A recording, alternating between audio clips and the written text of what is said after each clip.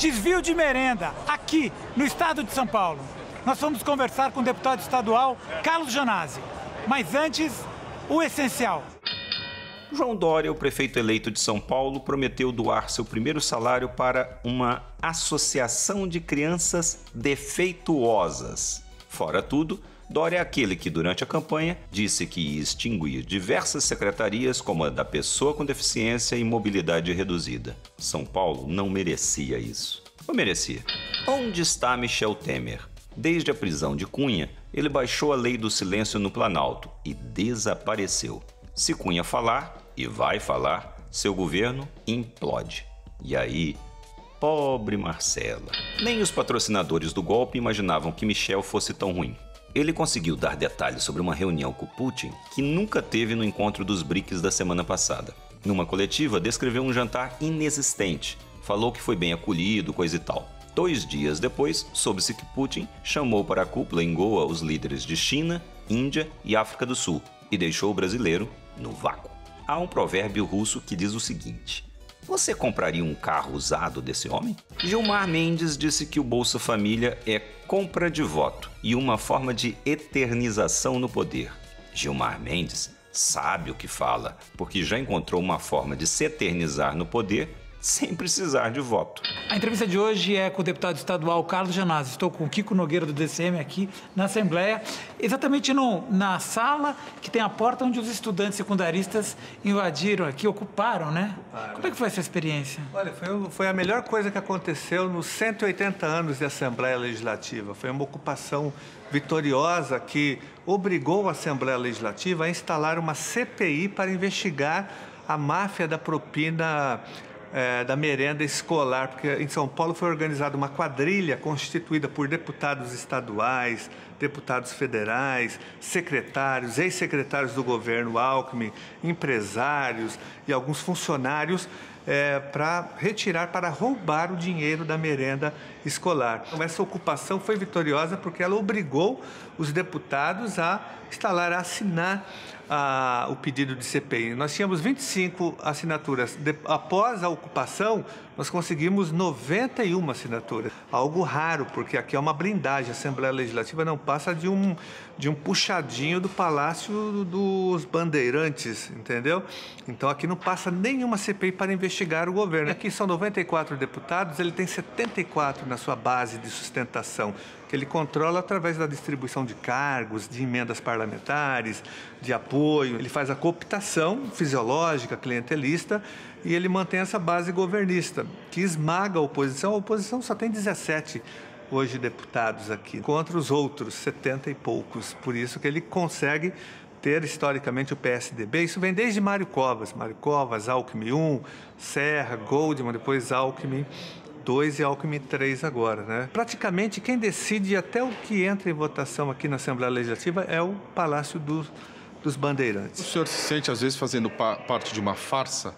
Quer dizer, que o sistema funciona desse jeito, o senhor faz o seu papel, que é fazer a oposição, mas sabendo que não vai dar em nada. Qual que é a sensação de trabalhar assim? A sensação, na verdade, é uma farsa mesmo, isso daqui é um faz de conta, mas nós utilizamos aqui a Assembleia Legislativa como um espaço de denúncia, de cobrança, e nós abrimos espaços para os movimentos sociais, para a sociedade civil entrar e ajudar a denunciar e a pressionar, e ajudar a pressionar a Assembleia. Deputado, a Assembleia Legislativa vive mais ou menos mais ou menos invisível, vamos dizer, no noticiário. Cobre-se muito Brasília, cobre-se muito em São Paulo, a Câmara Municipal. Isso.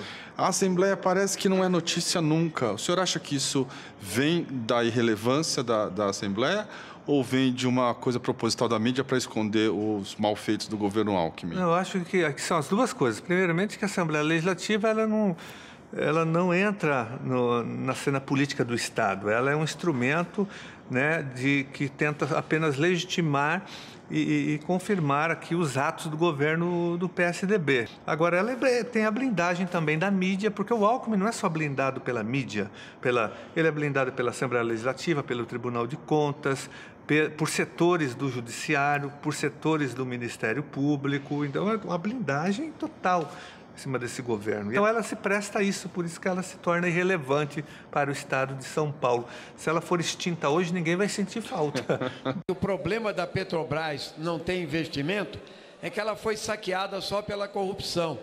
É verdade que ela foi, inclusive pelo PT, por vários dirigentes do PT, mas também do PMDB, do Temer, mas também do PP, da base do Temer, mas também pelo PSDB, do senhor Sérgio Guerra, que evitou a CPI da Petrobras 10 milhões de reais em 2009. Como ele está morto, o PSDB se faz de morto. Eles também saquearam a Petrobras antes de 2002 e não queriam investigar pela Petrobras. Aqui se trata de defender o patrimônio público e ser contra o entreguismo de Serra. Entreguista, Serra. Fala de uma personagem que é bem conhecida do senhor e que também faz parte dessa árvore paulistana, que é o ministro José Serra. Na sua opinião, que avaliação o senhor tem da gestão dele à frente do Ministério das Relações Exteriores? Olha, eu tenho certeza que ele foi nomeado e ele quis muito ser esse ministério justamente para ser o entreguista, né? Ele vai entregar o Brasil para o capital internacional. Ele está a serviço dos grandes monopólios, dos grandes grupos internacionais. Porque o Serra é uma pessoa que, embora tenha vindo do movimento estudantil, hoje não tem nenhum compromisso mais. É o homem da privataria tucana, né? Uma denúncia que foi feita no Brasil, mas que foi abafada pela mídia. Ele tem muitos escândalos de corrupção no governo dele aqui, como governador do estado de São Paulo. Eu fui oposição a ele na prefeitura de São Paulo. Quando ele foi prefeito, eu era vereador. Aí ele foi governador, eu era deputado estadual. Então eu acompanhei o governo dele na prefeitura, aqui. O próprio Transalão, que também não é investigado no Brasil, passa pelo governo dele. Então, é um entreguista, é uma pessoa, um político que está a serviço do capital nacional e internacional. O professor Vladimir Safatli, numa entrevista para nós, disse que ficou muito claro, depois das eleições, agora do segundo mandato da Dilma, que o Brasil ficou dividido e que tem dois países no mesmo território e, eventualmente, eles são irreconciliáveis. O que o senhor acha disso? Faz sentido essa leitura? Concordo com ele. Na verdade, após a eleição, ficou muito claro. Isso já sempre existiu no Brasil, faz parte da história do Brasil, mas agora isso teve visibilidadi. Eu acho que o Safatli está dizendo isso, né? Que nunca... Porque o que o governo petista fez, o governo Lula, foi a conciliação de classe. Não fez as reformas estruturais que o Brasil precisava para, né, se preparar, inclusive, para uma crise, porque o capitalismo tem crises cíclicas, qualquer um sabe, né? E não preparou o Brasil para fazer esse enfrentamento. Aí deu nisso, né? São Paulo é o estado mais difícil, talvez, do Brasil, por conta do monopólio aqui. Até você citou o Safatli, mas o Safatli diz uma coisa muito interessante. Aqui o domínio do PSDB, da oligarquia tucana, é tão profunda que se o estado de São Paulo fosse um país, ele ia se chamar Tucanistão.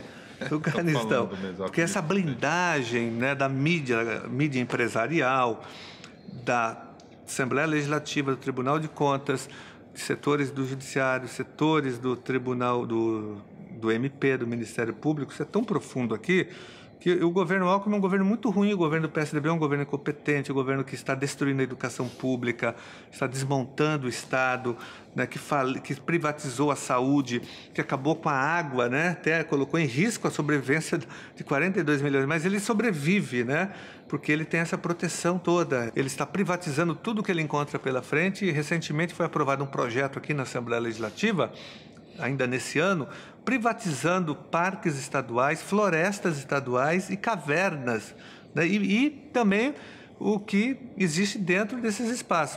Tribos indígenas foram privatizadas, comunidades quilombolas e comunidades caiçaras que estão dentro dessas reservas. Ele está entregando esses espaços para iniciativa privada a administrar. Então, ele está desmontando o tempo todo o estado de São Paulo. É muito grave o que vem acontecendo aqui. Das estranhezas da prisão de Eduardo Cunha, a mais gritante é a quebra de protocolo com relação às anteriores, supondo-se que haja um protocolo.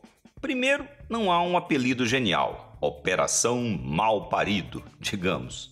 Não houve vazamento para a imprensa preparar o show. Não havia equipes de TV com câmeras. Num despacho, Sérgio Moro determinou que não deve ser utilizada algema, salvo se na ocasião evidenciado o risco concreto e imediato à autoridade policial. Continua. Considere-se que, tanto quanto possível, não se deve permitir a filmagem ou a fotografia do preso durante a efetivação da prisão e deslocamento. Cunha não foi eternizado algemado com as mãos para trás, como aconteceu anteriormente. Segundo o criminalista Paulo Sérgio Leite Fernandes, a finalidade dessa prática é impedir o cidadão de cobrir o rosto, o sinal mais instintivo de vergonha. Cunha estava no apartamento funcional da Câmara, que ainda está desocupado, apesar de ele ter perdido o mandato. Foi em torno das 13 horas, e não às costumeiras 6 horas da manhã. Seu advogado estava com ele no momento, a malinha pronta. Ao chegar a Curitiba, os jornalistas foram autorizados a filmar a passagem do carro da Polícia Federal. E só. A costumeira coletiva de imprensa, em que procuradores brilham diante de perguntas feitas para levantar sua bola, não ocorreu. O Jornal Nacional dedicou em torno de 7 minutos para o caso, espremidos entre uma reportagem sobre a triunfal viagem de Michel Temer ao Japão e mais alguma irrelevância. No dia seguinte, depois de passar pelo IML, Cunha reclamou que é uma decisão absurda. A Lava Jato deve uma explicação para a diferença de tratamentos, que nunca será dada. Mas ficamos combinados que a imparcialidade está acima de qualquer suspeita. Semana que vem, a gente se vê novamente. Até lá!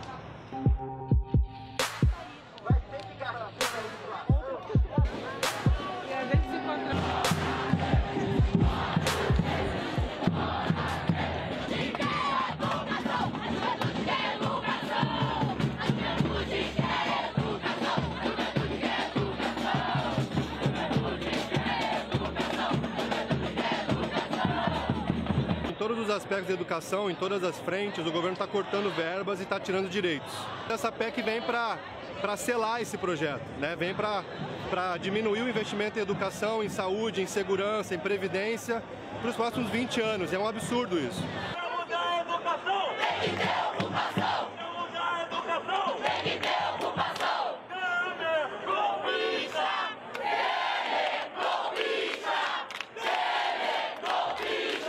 A maior parte do dinheiro arrecadado no Brasil, o PIB brasileiro, vai para banqueiros. Isso não se fala. Ninguém se fala de reduzir por mais de 20 anos os juros pagos a banqueiro.